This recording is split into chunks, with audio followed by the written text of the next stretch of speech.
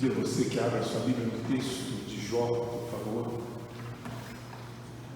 Suas palavras mais bem conhecidas que estão no capítulo 42.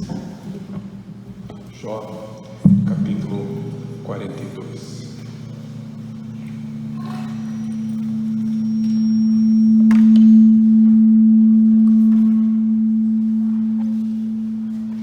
Jó 42.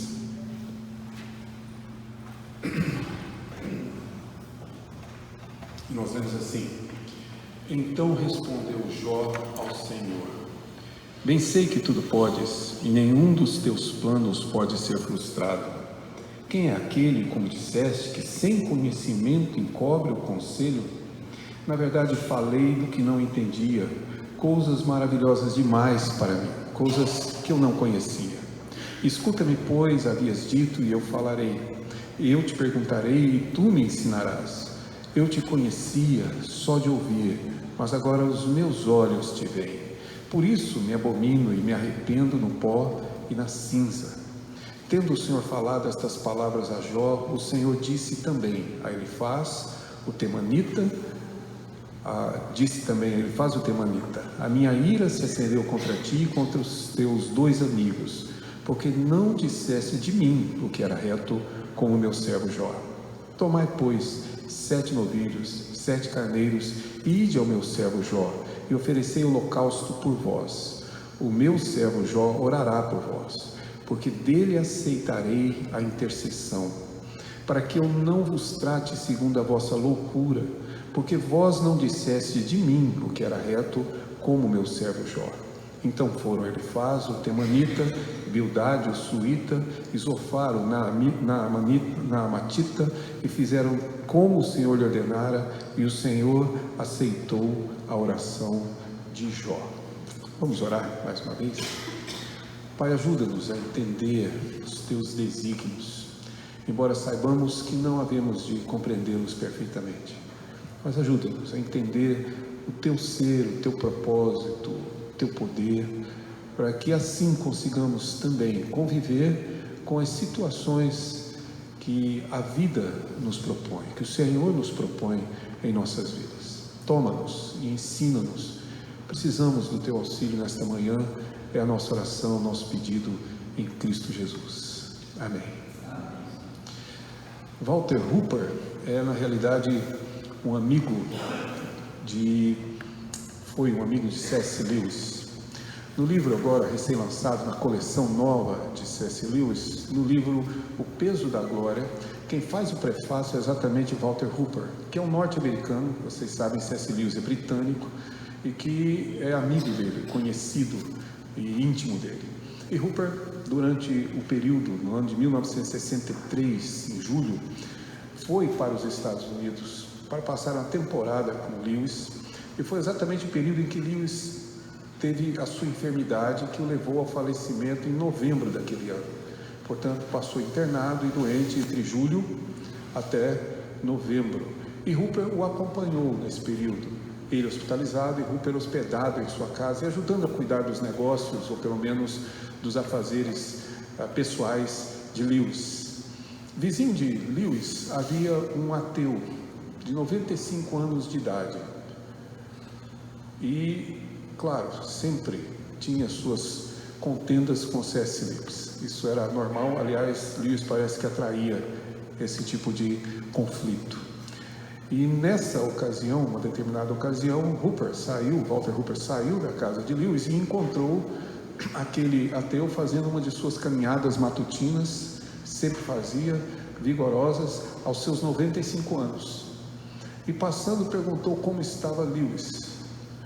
E Hooper então disse que Lewis não estava bem, que estava preocupado com a sua saúde, que seu estado de saúde não era muito bom, e realmente havia preocupações com ele. Ao que o ateu respondeu dizendo: pois é, mas eu estou bem, estou aqui e vou fazer a minha caminhada. Como que ironicamente dizendo: onde está o Deus de Lewis? Ao chegar ao hospital, Hooper comenta com Lewis e diz que esteve realmente irado com aquela situação, irado com aquele homem. E tão irado ele estava que ele se sentiu, disse ali, tentado a dizer a Deus por quê, afinal de contas. Um homem piedoso, um homem temente a Deus como Lewis, estava aos 64 anos enfermo, em estado grave, e um outro, como na verdade o próprio vizinho dele, ateu aos 95 anos, esbanjando saúde. E ele disse que se sentiu tentado a perguntar a Deus por quê. Ele percebeu, diz Hooper, que a face de Lewis mudou. Ele disse, então, eu só me senti tentado, eu não me fiz essa pergunta a Deus. Mas Lewis então respondeu, você sabe que Deus te responderia? Ele disse, não, o quê? Deus te diria, o que é que você tem a ver com isso? A pergunta de Hooper é, de fato, o tema do livro de Jó. Por quê? Na realidade, Deus permite que homens ímpios tenham, às vezes, aparentemente, saúde, longevidade, prosperidade, e os homens piedosos, tementes a Deus, seus filhos e suas filhas, às vezes, padecem tanto sofrimento, tanta dor. E essa é a pergunta, basicamente, que o livro traz consigo. A estrutura do livro é razoavelmente simples, se você conhece o livro de Jó. Ele tem dois textos narrativos, a sua introdução e a sua conclusão, tão somente. O intervalo é um diálogo. As narrativas são escritas em prosa, ou seja, em narrativas históricas mesmo, mas os diálogos são escritos em poesia. É um livro poético.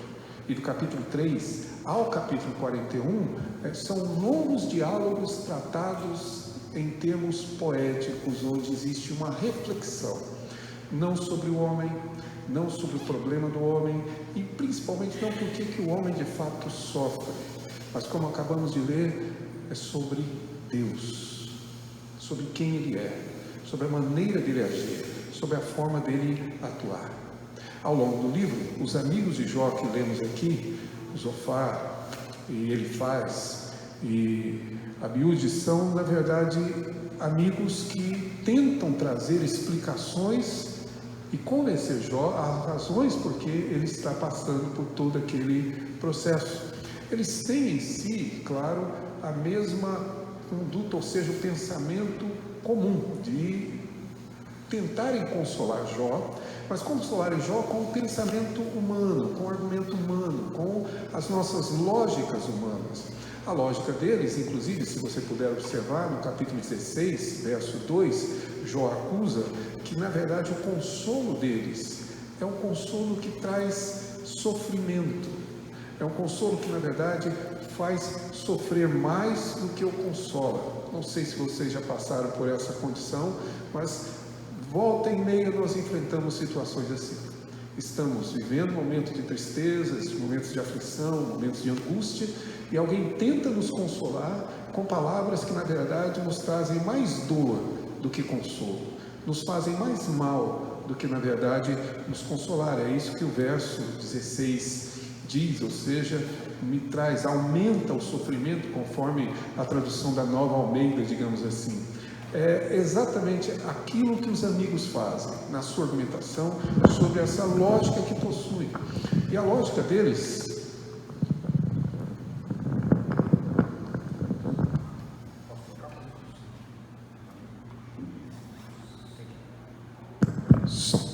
obrigado. E a lógica deles é uma lógica que prevalece, o argumento continua até hoje. É a lógica retributiva, ou seja, se você faz bem, Deus te beneficia, Deus te abençoa. Se você faz mal, Deus te amaldiçoa. Portanto, se você está sofrendo, é porque existe algum problema em sua vida, algum pecado oculto, né? Como diria um amigo meu, algum chifre enterrado no quintal. Tem alguma coisa errada que faz com que Deus traga sobre você punição. Se você faz as coisas boas, se você tem usufruído de bênçãos, é porque você tem sido um homem bom. Essa lógica é a lógica humana, ela continua, ela existe no tempo de Jesus, quando os discípulos perguntaram para Jesus quem pecou para que esse homem fosse cego, porque na realidade todo nosso sofrimento é resultado de uma punição por nossa maldade. Essa nossa lógica retributiva é o que usamos nos dias de hoje. Quando alguém está vivendo algum problema de dificuldade, nós então imaginamos que deve haver algum problema íntimo, algum problema que Deus derrame sobre essa pessoa tanto sofrimento. E aqueles que prosperam, provavelmente aos nossos olhos, são pessoas que, na realidade, agradam a Deus e que estão, de certa maneira, em paz com Deus. É a lógica da nossa famosa teologia da prosperidade, é a mesma lógica retributiva, ou seja, você dá e você recebe. Se você não dá, você não recebe. Essa lógica, ela permanece em nós, é, na verdade, algo bastante humano. Ela não é completamente descartável, porque, claro, Deus pune o mal e Deus abençoa o bem, mas ela não é tudo ou capaz de explicar todas as circunstâncias e situações que vivemos na vida. E exatamente essas as conclusões que eles possuem. Se você puder, por favor, aí no livro de Jó, veja bem no capítulo 22, o que ele faz. Na verdade, argumenta com Jó. Diz ele no verso 5 do capítulo 22: porventura não é grande a tua malícia em sem termo as tuas iniquidades, porque sem causa tomaste peios do teu irmão. E aí ele continua dizendo quais são os pecados cometidos por Jó.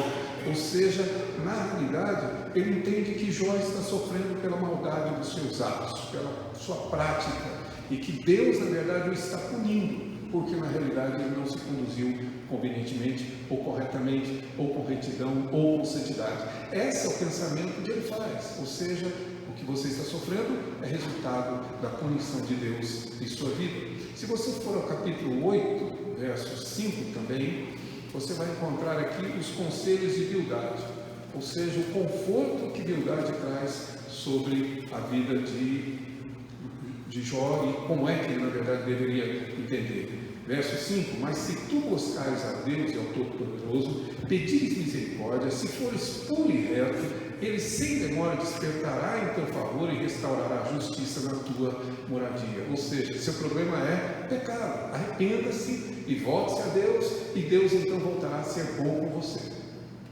Se você observar o conselho de Zofar, capítulo 11, verso 13, vai ver que o mesmo pensamento acompanha.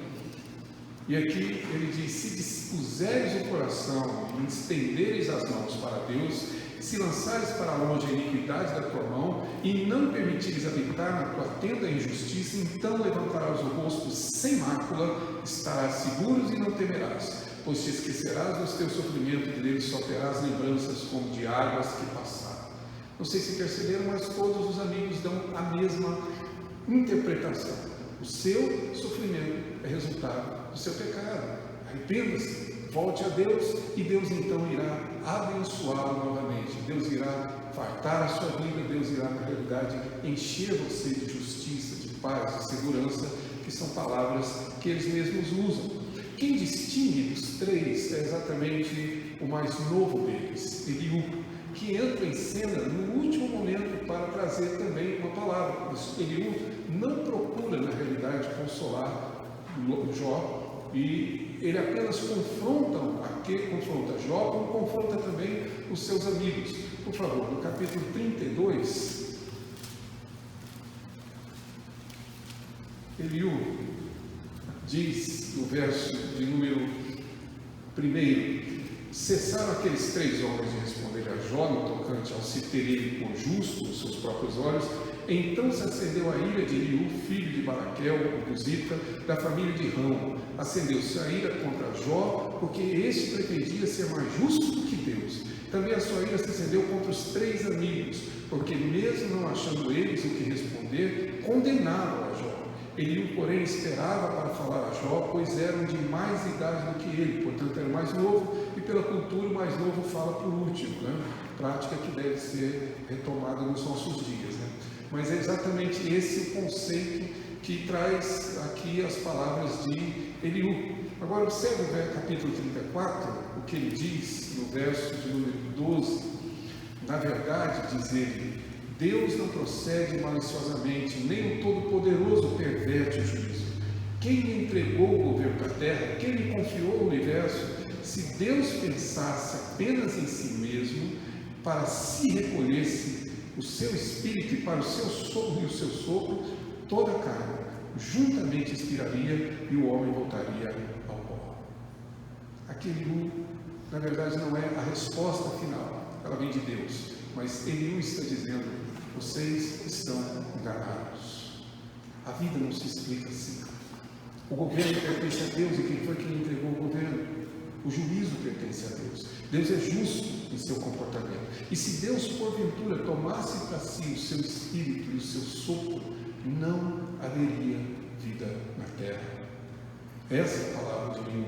E diante desse cenário, claro, Deus agora interfere no capítulo 38, dando, quem sabe, aquilo que a gente chama de resposta, mas argumentando com Jó sobre a situação que ele, na verdade, vivia. E a explicação para que o Jó vive é basicamente uma resposta simples: a providência santa de Deus. Incompreensível, inesgotável em sua profundidade. Essa é a questão, a nossa condição de compreender essa providência de Deus. Uma das doutrinas mais importantes da Escritura. Basta perceber que ela quase que alicerça quase todos os salmos. Em quase todos os salmos, Deus é descrito como Criador e como o provedor, aquele que sustenta todas as coisas. Deus é o Deus providente, a sua providência sustenta a humanidade, sustenta todas as coisas. Mas é exatamente por ser tão rica que nós não a compreendemos e passamos a vida tentando entender os porquês. Os porquês do cotidiano. Por que isso de fato aconteceu? Por que na realidade os fatos não se deram de uma maneira diferente? Por que Deus não se encaixa em nossa lógica? Por que Deus não se submete à nossa maneira de pensar? E por que Deus não é como os outros deuses que os homens criaram? Apenas uma relação retributiva. Eu ofereço, Ele me dá. Eu me nego, Ele me tira. Por que este Deus é diferente de todos os outros deuses? E é exatamente isso que o texto revela. A compreensão e a revelação de Deus se dá exatamente aqui do capítulo 38 ao capítulo 41. Deus não explica a situação para Jó, Deus não explica as suas razões, Deus não dá motivos. O que Deus faz é mostrar a sua providência de criação e de sustento em todas as coisas. Se você puder depois, leia o capítulo 38 até o capítulo 41 e você verá como não existem respostas humanas para aquilo que Deus de fato provê em sua soberania. E é essa compreensão acerca de Deus que nós lemos no capítulo 42 e que eu gostaria de chamar a atenção de vocês para aquilo que a Jó compreende dessa providência de Deus que podemos chamar de misteriosa. A forma como Deus misteriosamente se revela em sua providência. Porque nós temos o costume sempre, claro, correto, de pensar que Deus se revela na Escritura. Mas lembre-se, Deus, como diz Paulo, se revela em todas as coisas visíveis. E costumamos pensar na natureza, mas quase nunca incluímos as circunstâncias, as situações, os acontecimentos, que na verdade fazem parte de um Deus que se revela a cada um de nós. E é nesse sentido que eu convido a tentar compreender essa providência na vida de Jó e entender de que forma isso se aplica a nós, sendo que somos de igual maneira como ele, servos de Deus, nas mesmas condições. Então, observe, a primeira coisa que Jó diz no capítulo 42, quando ele está diante da revelação de Deus, é essa frase que conhecemos bem: bem sei que tudo podes. Ou seja, agora eu tenho e eu entendo que o Senhor é todo-poderoso. Agora eu sei que o Senhor tem todo o poder e tudo pertence a Ti. Agora, de fato, eu sei que a providência Tua é onipotente diante de tudo aquilo que nós temos. Ele entende finalmente que Deus tudo pode. Essa ideia de que Deus pode todas as coisas implica em que Ele é um Deus único e livre. É o único ser livre para fazer tudo aquilo que deseja. Isso é importante porque nós temos o costume de considerar a nossa liberdade como uma liberdade absoluta, ou buscar a liberdade como uma liberdade absoluta. Nós temos a impressão de que só temos liberdade se Deus não exercer o pleno e completo domínio sobre nós. E esse conflito de liberdade não existe na Escritura. Na Escritura, Deus é o único ser livre, livre para fazer o que pretende, o que deseja, o que quer, como quer, quando quer, da maneira que quer. E nós somos, claro, totalmente dependentes dele. A nossa liberdade está limitada exatamente pela liberdade de Deus. Quando ele diz, eu sei que tudo podes, está dizendo, na verdade, eu sei que o Senhor tem poder sim, para me dar tudo e me tirar tudo. Tudo lhe pertence, como tudo pode ser, de alguma forma, resgatado da parte de Deus. Ou seja, Deus, de fato, é exatamente como seu atributo, todo-poderoso. Na Escritura, existem pelo menos algumas ocasiões em que Deus é descrito como aquele Deus que é capaz de fazer o que a Escritura chama de impossível. Os autores falam isso com clareza. Um deles é Jeremias, que no capítulo de número 32, por 2 vezes ele pergunta se há coisa demasiadamente difícil para Deus. No verso 17 e no verso 27. Jeremias 32, 17, 27, ele faz essa pergunta: por acaso existe algo difícil? Ou seja, existe algo impossível para Deus? E Lucas, que lá no capítulo de número, no seu evangelho, no capítulo 1, quando na realidade se entende que o anjo anuncia a gravidez, ele pergunta, diz exatamente isso: para Deus, o anjo diz, não haverá impossíveis em todas as suas promessas. E no capítulo de número 18, 27, quando se trata de Zaqueu e da conversão de Zaqueu e da entrada de um rico no reino dos céus, de novo ele repete dizendo, para Deus, para os deuses, da realidade, os impossíveis dos homens são possíveis para Deus. Ele é o Deus que a trata e que conduz basicamente tudo o que é possível. Então tudo o que ele faz pertence a ele e ele tem pleno domínio para fazer. Isso é importante, principalmente porque ultimamente eu tenho ouvido alguns, digamos, dirigentes de louvor, não aqui da nossa igreja, aqui são todos reformados, mas, graças a Deus, né? mas alguns que eu tenho ouvido, que eu ouço de vez em quando vou ouvir um cântico, e me chama a atenção, não sei se vocês perceberam, um pequeno detalhe. Eu já vi vários deles dizerem o seguinte, que nós louvamos a Deus pelo que Ele é, e não pelo que Ele faz. Já ouviram isso? Nós louvamos a Deus pelo que Ele é, e não pelo que Ele faz. O que as pessoas querem dizer é o seguinte, se Deus, e nesse ponto até entendo a intenção boa, ou seja, eu não louvo a Deus porque Deus me faz apenas o bem, eu louvo a Deus porque Ele, por causa daquilo que Ele é. Então não importa o que Ele faça, eu louvarei pelo que Ele é. Só que isso parece distinguir o que Deus faz daquilo que Ele é. E Deus é o que faz e faz o que é. Nós louvamos a Deus pelo que Ele é e louvamos a Deus pelo que Ele faz também. Portanto, não é simplesmente, apesar de Deus não ter atendido a minha oração, eu louvarei. O conceito correto é, eu louvarei o Senhor porque Ele não atendeu a minha oração. Não é porque Deus, na verdade, apesar de Deus não ter, na realidade, respondido da maneira como eu desejava, não ter me dado a cura, a solução do problema, a prosperidade, mas apesar disso eu louvarei, porque eu louvo a Deus por causa daquilo que Ele é, não por causa daquilo que Ele faz. Está equivocado. Eu vou louvar ao Senhor porque Ele tirou de mim.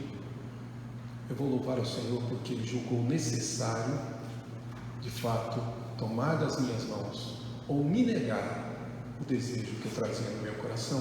Eu vou louvá-lo pelo que Ele faz e vou louvá-lo pelo que Ele é. Ou seja, Ele é o Deus que tem poder para realizar todas as coisas. Tudo lhe pertence e Ele tem completa, plena liberdade para fazer o que bem entende. Por isso, a frase seguinte, é clara, complementar dessa: e nenhum dos teus planos pode ser frustrado.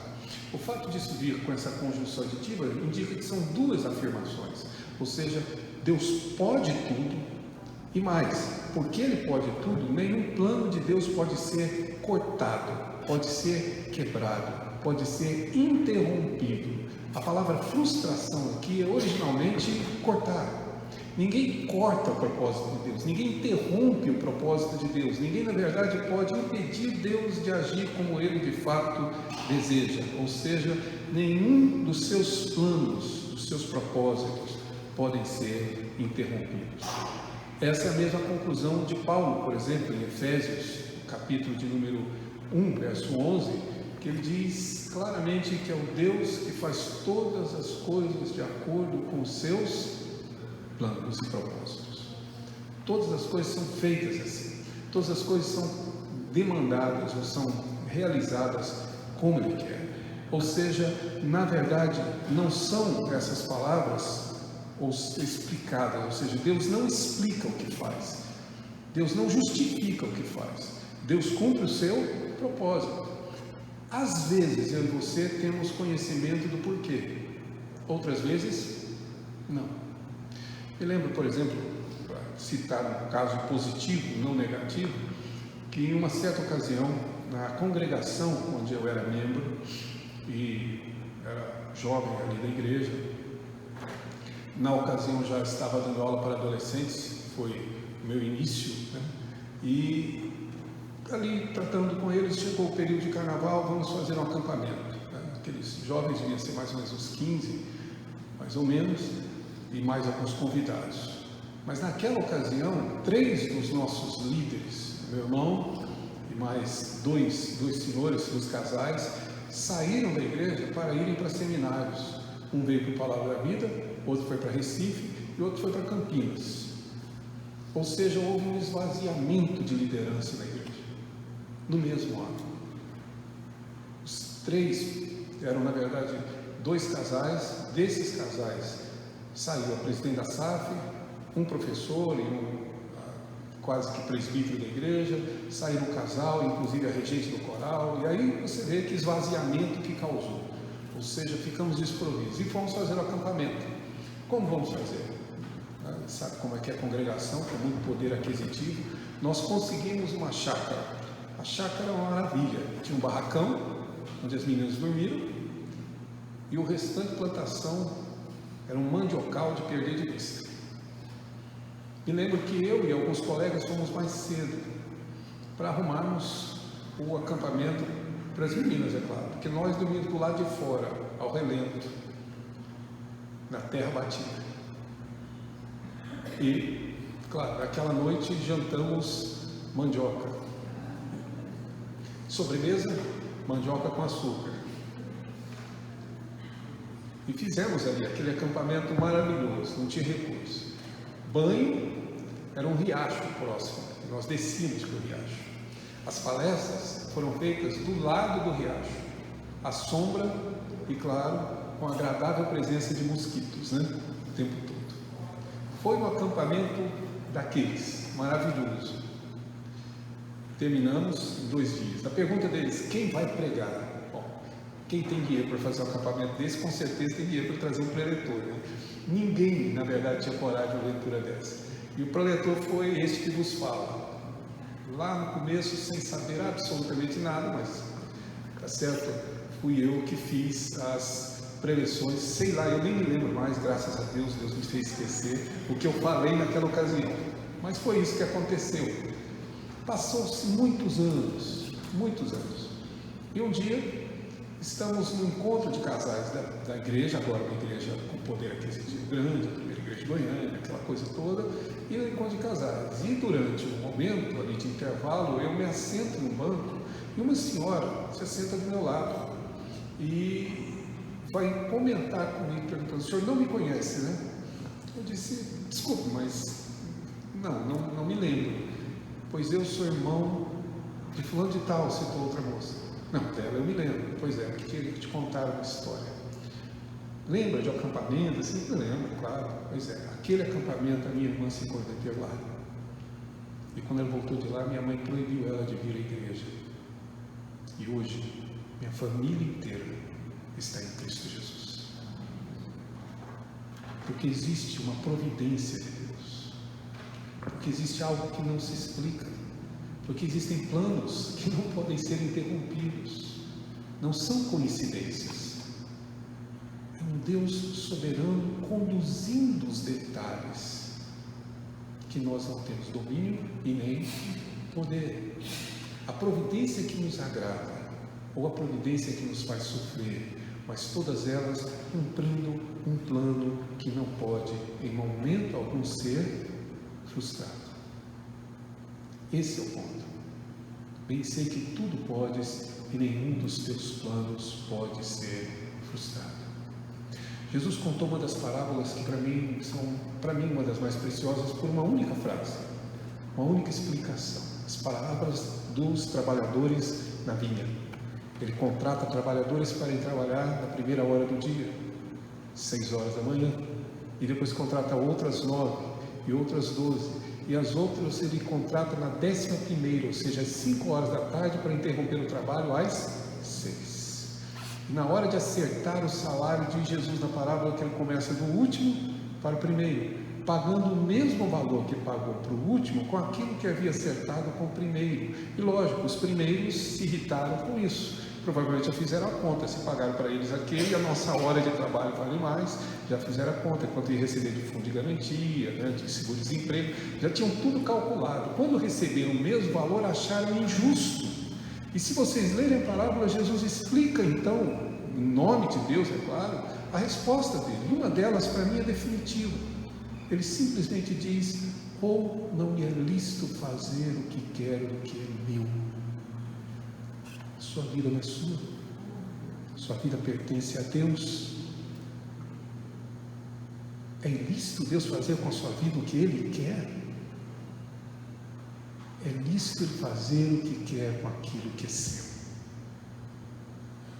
Por isso Deus providencialmente conduz as nossas vidas, misteriosamente, mas de acordo com o seu plano e o seu propósito. Mais do que isso, diz Jó ainda no texto, verso 3: quem é aquele, como disseste? E aqui ele está citando exatamente o que Deus falou para o próprio Jó. Quando Deus vai começar o diálogo com Jó, é exatamente isso que Deus disse: quem é esse que sem entendimento está me questionando? E ele responde: quem é aquele que, como disseste, que sem conhecimento encobre o conselho? Na verdade, falei do que não entendia, coisas maravilhosas demais para mim, coisas que eu não conhecia. Eu falei do que eu não sei, e eu não sei mesmo. Eu não conheço. Eu não sei exatamente quais são os planos de Deus. Eu não conheço a sua sua providência misteriosa. Eu não tenho como entender. Eu não sei o fim do caminho, por isso eu não posso, de alguma forma, compreender que caminho está sendo seguido. Porque Deus é quem atua totalmente nesse conhecimento. Aliás, Michael Horton, no livro que estudamos no ano passado, ele relaciona o atributo de Deus de onipotência com a onisciência. E não sei se os irmãos, às vezes, nós equivocamos o nosso entendimento. Onipotência significa que só Deus tem todo o poder, tá certo? Mas quando nós falamos de onisciência, a gente imagina que Deus sabe o futuro, o passado e o presente. Mas o que esse termo quer dizer do atributo de Deus é que só Ele sabe, só Ele conhece. Ele é o único que tem conhecimento, que tem ciência, que sabe de todas as coisas. É exatamente esse princípio que entendemos aqui. Ou seja, Jó está dizendo, diante do que Deus revelou, que sabe que Deus pode tudo, que os planos deles não podem ser frustrados e que eu não sei nada. Eu não conheço. Eu não sei qual o caminho. Eu não sei qual o destino. Então, como tomar decisões assim, por conta própria? Falei do que não entendia. Eu me lembro de uma viagem que eu fiz há algum tempo, aliás, uma das melhores viagens que eu fiz, não sei se o Samuel concorda. O Samuel devia ter por volta de 13 anos, e nós fomos juntos num projeto social no Amazonas. E passamos uma semana dentro de um barco, durante o dia fazendo projeto social, durante a noite, claro, viajando. Tá?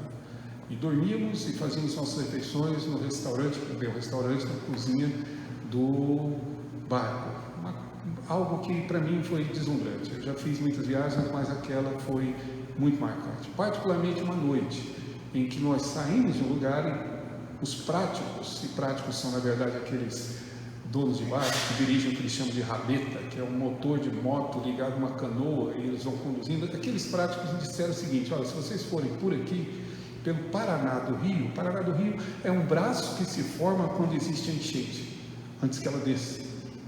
Se vocês forem por aqui, vocês ganham tempo de viagem de volta, e nós já íamos voltar. Nós subimos o rio e íamos descer agora a favor da correnteza Rio Solimões. E então, ele foi dentro do barco conosco, com a sua rabeta presa atrás para ele poder voltar. E nós saímos por volta de umas 10 horas da noite, lembro até hoje. Houve um parto naquela noite dentro do barco, e houve também jogo do Brasil. Então, enquanto alguns estavam lá perto da sala de cirurgia para o parto da criança, outros estavam assistindo um jogo da seleção brasileira. Eu sei que naquela noite nós saímos tarde, 10 horas da noite. Começamos então a percorrer o Paraná do Rio. Se você já fez essa viagem, com certeza vai entender o que eu estou falando. Nós viajávamos à altura das copas das árvores. Não havia uma distância, alguns pontos, que se você esticasse o braço, você conseguia tocar as folhas e os galhos, percorrendo caminhos que para nós não existiam, no meio das árvores, no meio da floresta, com as copas das árvores à altura do barco, do nosso rosto. Aquela noite eu fui dormir às 4 horas da manhã, porque eu não conseguia parar de contemplar a beleza do que via. Mas para que chegássemos lá foi preciso que tivesse um guia. E então, no meio do caminho, ele disse: agora é só seguir essa rota e vocês chegam ao leito, né, claro, do Rio Solimões. E ele voltou de rabeta e fomos. Quando chegamos lá, havia na verdade uma passagem, e o piloto do barco, muito experiente inclusive, não sabia. Havia o risco do barco de alguma forma sofrer um acidente ou ficar de alguma forma preso, e ele não sabia por onde passar. 4 horas da manhã mais ou menos, um senhor sentado na beira da sua casa, dessas flutuantes, ali do lado, geralmente alguns crocodilos à volta, e ele estava ali, e eles foram de barco buscá-lo para ele poder dizer o que caminho deveria passar. Então ele dirigiu o barco por um trecho que cabia apenas o barco, para que pudesse chegar exatamente no leito do rio. O que eu quero dizer, meus irmãos, é que nós não sabemos o caminho, nós não conhecemos, ele nos é completamente desconhecido. Por isso é que Jó diz: eu falei do que eu não conhecia. Afinal de contas, o que é a nossa vida? Se você parar para pensar, várias dificuldades e problemas nos trouxeram aqui. E agora? Foram exatamente situações que fugiram ao nosso controle e que de alguma maneira nos conduziram. O que Jó está dizendo é que a providência de Deus nos é desconhecida. Nós não sabemos, nós não temos condições de entender esse plano maravilhoso, nós não conhecemos o fim, não conhecemos o caminho. É preciso que exista alguém que nos guie, do contrário, não chegaríamos ao alvo final. Eu gosto muito das palavras de Paulo, quando ele escreveu aos Filipenses, estando preso e todo mundo com medo, inclusive, da sua morte. Ele diz que ele não sabe o que escolher, tendo o desejo de partir, estar com Cristo, que é incomparavelmente melhor, mas sempre é necessário ficar na carne para abençoar vocês. E ele diz: de um ou outro lado, estou de certa forma me sentindo pressionado e eu não sei o que escolher. Eu concordo com Paulo. Qual de nós sabe? Qual de nós consegue escolher a hora e a melhor hora de partir? Por isso, isso pertence a Deus, e Jó claramente revela ou manifesta isso. Como nós lemos no verso de número 5, ele dizendo: eu te conhecia só de ouvir, mas agora os meus olhos te veem. Por isso me abomino e me arrependo no pó e na cinza. Alguns autores entendem que aqui houve uma manifestação visível de Deus, que Deus se manifestou a Jó. E por isso ele diz: eu te conhecia só de ouvir, mas agora os meus olhos conseguem te ver. Mas a grande realidade é que Jó só entende parte desse mistério porque Deus revelou. Se Deus não revelasse, nada poderia ser compreendido. Há certamente muitas coisas ocorrendo em nossas vidas que, por não haver uma revelação, é que nós não sabemos. O porquê nos é plenamente desconhecido. Mas veja bem, é aquilo que Ele é. Eu te conhecia. Não é que eu sabia dos fatos, não é que eu soube do que ia acontecer, não é que eu conhecia os planos, não é que houve uma explicação. Eu apenas descobri quem Tu és. Meus olhos agora te veem. É por isso que eu me abomino, porque eu falei coisas que não deveria ter dito. O Jó, na verdade, está se arrependendo, sim, mas diante de uma revelação, ou seja, o que sabemos é o que Deus nos revela. Sabemos muito pouco para, de alguma forma, podermos definir e, principalmente, dizer a Deus como as coisas devem acontecer. Eu te conhecia só de ouvir, mas agora eu entendo exatamente quem Tu és, e Deus não nos dá explicações. Acho que já contei essa história para os irmãos. Eu dei aula durante 12 anos em uma escola, dava aula numa banda marcial. Naquela época ensinava a tocar trompete, trombone, essas coisas que agora fazem parte do meu passado. Então eu fazia isso, eu lecionava isso com os meninos. E durante as aulas, os meninos novatos, todos eles eram meus alunos e vinham para aprender. E dentre eles veio um pequeno garoto, adolescente, chamado Enio, magrinho, mais alto, Enio. O problema do Enio é que quando ele nasceu, ele teve um problema exatamente no parto, e ele teve o seu rosto deformado mesmo. Não eram pequenas marcas. Ele falava fanho porque tinha um desvio muito grande, a sua boca era torta, sua orelha, na verdade, não estava no lugar da orelha. Era um garoto feio, mas era um menino doce e queria aprender. Eu era professor de sopro, não de percussão, mas como ele desejava muito, ele não tinha condições nos seus lábios de fazer o que a gente chama de embocadura para poder tocar o instrumento de sopro. Não havia como tocar. Então eu fui ensiná-lo a tocar caixa, percussão. E só que, como foi meu aluno, ele era o único aluno da banda que aprendeu percussão não de ouvido, mas por partitura. Ele lia as partituras para tocar, porque aprendeu comigo, extremamente inteligente. Menino realmente doce, a quem eu tinha um carinho muito grande. Quando ele chegou por volta dos seus 16 anos, Enio se apaixonou por uma colega de classe. Imagine o drama desse menino, deformado e apaixonado por uma das suas colegas. Então, sem que os pais soubessem, ele fez todas as consultas para uma cirurgia plástica,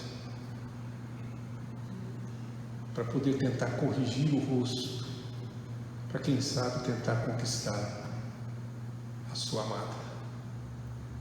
E só comentou e só contou para os pais no final do processo, alguns dias antes.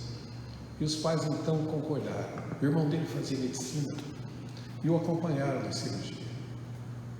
Pós-cirurgia, cerca de 2-3 horas após, já saindo do centro cirúrgico, o Enio teve um choque anafilático e veio a falecer aos 16 anos, porque se apaixonou por uma colega. Eu me lembro de estar no sepultamento desse menino, me lembro de chorar muito com a família dele, mas me lembro também que eu não tinha uma palavra para explicar, porque isso é um mistério para mim. Apenas sei que é um Deus soberano que governa e conduz a vida das pessoas, que se revela nas circunstâncias da vida, que diz quem Ele é quando as coisas acontecem. Não é apenas a natureza que diz quem Ele é, não é apenas a palavra que revela quem Ele é. As circunstâncias das nossas vidas estão nos revelando quem Ele é. Agora os meus olhos conseguem te ver. Agora eu entendo, pelo menos um pouco daquilo que ele de fato é. Assim Jó se refere. E como ele entende o que é, a palavra seguinte de Jó, de Deus, não é para Jó, mas é exatamente para os seus amigos, e revela exatamente como ele é justo. Deus, na verdade, diz a esses amigos de Jó, ele faz que minha ira se acendeu contra vocês. Agora observe o que ele diz no verso 7 e repete novamente no verso 8: por que não dissestes de mim o que era reto?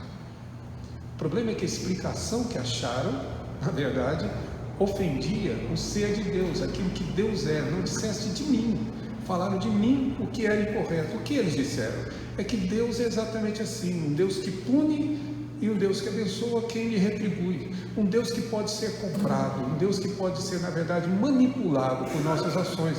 Deus, na verdade, repreende essa lógica retributiva deles, dizendo: vocês não disseram que era reto de mim, e por isso a minha ira se acendeu contra vocês. Deus é justo em todos os seus juízos. Contudo, o texto ainda nos ensina que, além de justo, Deus é também um Deus de misericórdia. Vá até Jó, leve o seu sacrifício, e se Jó interceder por vocês, eu ouvirei a oração do meu servo. O que ele está dizendo é que ele é justo em suas ações, mas que ele ouve as nossas orações. Veja, o texto é claro quanto a isso. Diz o verso de número 9: então foram Elifaz, o Temanita, Bildade, o Suíta, Zofar, Naamatita, e fizeram como o Senhor lhe ordenara. Veja bem, e o Senhor aceitou a oração de quem? Não dos seus amigos. Jó intercedeu e Deus então aplacou a sua ira, porque Deus ouve a oração dos seus servos. Isso é quem ele é. E é assim que, na verdade, o livro de Jó nos leva a concluir, basicamente, por que a pergunta de Hooper não tem explicação.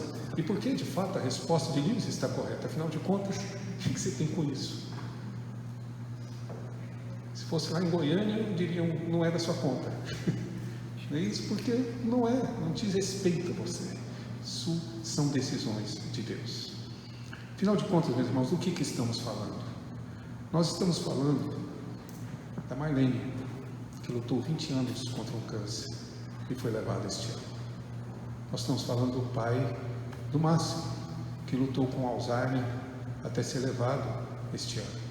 Nós estamos falando do seu José Batista, pai da Ju, em plena saúde, e que num acidente foi tirado da família.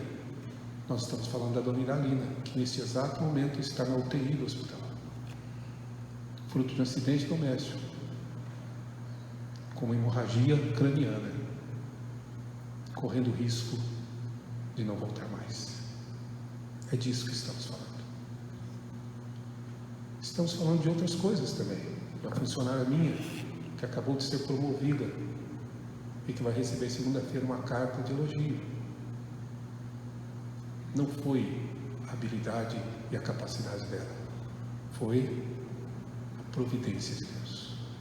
Deus providente, que nos dá o que temos, que nos concede o que queremos e que nos tira, muitas vezes, o que desejamos. A providência de Deus é um mistério, mas a providência de Deus revela-nos quem Ele é. Entender a história de Jó é entender a nossa história.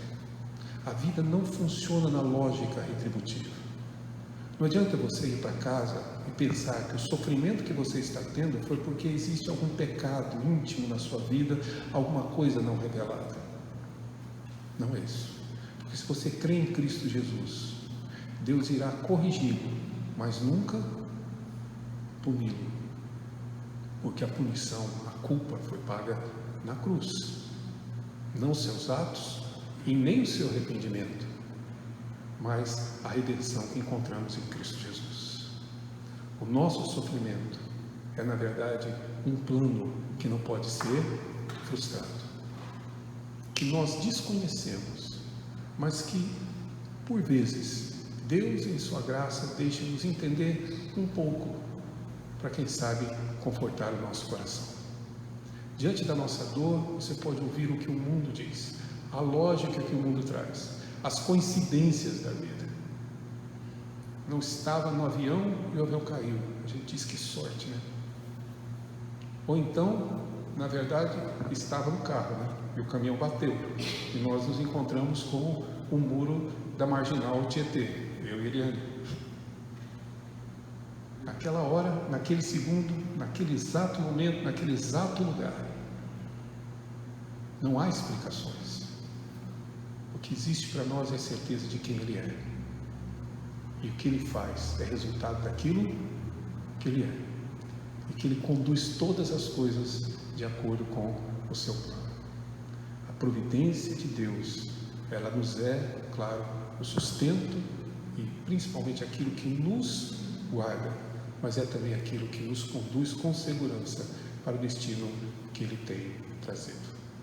Uma dessas ocasiões em que Deus vai nos revelar os motivos na Escritura, vamos ver isso, é o que vamos ver no próximo domingo. Quando lemos e entendemos a providência de Deus na vida de Ruth, de Noemi. E ali, Deus deixa-nos, não eles, mas nós, sabemos o porquê. A razão, parte do seu plano nos é revelado. Mas entenda, é apenas uma parte dessa ação. E é isso que vemos em Ruth. Eu creio que o que nós precisamos esta manhã é sairmos daqui com o coração em paz, de que a nossa vida está segura na mão de um Deus que é todo poderoso, que os planos dele para a nossa vida não serão interrompidos, se cumprirão, e os planos dele sempre são os melhores, não os nossos, porque ele sabe o destino e o caminho, nós não. Que muitas vezes nós estamos elucubrando sobre coisas que não sabemos, refletindo e tentando entender coisas que nós não vamos saber jamais, e que acima de tudo nós sabemos que Ele é justo. Nenhum ato de Deus é injusto para conosco, e de que Ele é misericordioso. E se nada disso for conforto ao seu coração, então volte para casa na certeza de que Ele ouve a oração do seu servo. Ele irá te ouvir. Não quero dizer que Ele vai fazer o que você deseja, eu quero dizer que Ele irá te ouvir e irá responder a sua oração, conforme Jó orou. Espero que com isso Deus nos conforte e nos anime, e que as vozes do mundo, que ao nos trazer conselhos muitas vezes nos fazem sofrer mais, sejam de fato emudecidas pela voz de Deus. Que realmente seja a palavra dele que nos conduza à segurança de uma providência divina, que não sabemos para onde nos levará, mas sabemos que nos trouxe até aqui. A maneira como ele graciosamente desenha essas coisas. Às vezes eu paro para pensar e olho para trás e olho exatamente para a minha vida. Queria convidar a banda para voltar, nós vamos cantar um dos cânticos que cantamos, deixo ao dispor deles escolher qual deles. Mas às vezes eu volto atrás e lembro da minha história, nascido em Cuiabá, e lembro que muito pequeno, antes que completasse meus 4 anos de idade, meu pai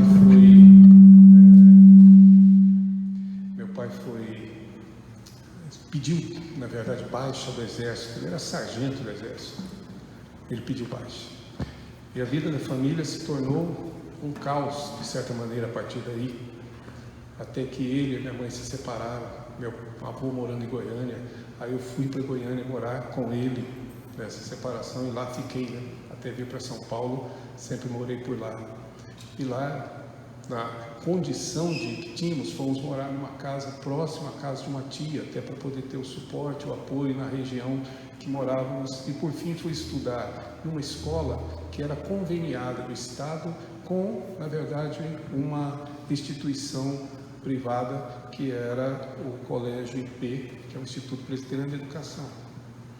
Me lembro que naqueles anos, e principalmente quando fui fazer a 5ª série, junto com meu irmão, depois de ter pulado a 4ª série, minha mãe conseguiu essa façanha, e eu pulei a 4ª e fui fazer a 5ª série. Meu irmão tinha sido reprovado, e nessa ocasião fui eu o reprovado na 5ª série, até porque matava muita aula. para poder sair com meu irmão, me ensinou essas práticas. Então saía com ele. E me lembro que por conta disso meu irmão passou para outra turma e eu fiquei. E foi na outra turma que ele encontrou dois colegas, um presbiteriano e um adventista. Começaram a discutir a Bíblia. E meu irmão, para provar, porque nós tínhamos na infância frequentado pouco tempo a igreja adventista, que o presbiteriano estava errado, começou a ler a Bíblia dos Gideões, aquele Novo Testamento cinza pequenininho, para provar que o presbiteriano estava errado.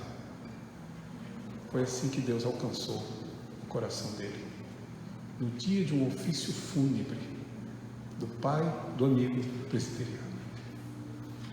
Eu não sei se os irmãos estão percebendo, mas o que eu quero dizer é que eu estar aqui tem a ver com o que Deus fez lá em Cuiabá. É uma longa história em que Ele conduz a nossa vida soberanamente. Eu não posso saber em que destino isso vai chegar, mas ao longo desses anos, em todas as circunstâncias, já é possível saber quem Ele é. E é por isso que nós o louvamos pelo que Ele é e pelo que Ele faz, ainda que o que Ele faça sofrer o nosso coração. Vamos cantar e louvar a Deus.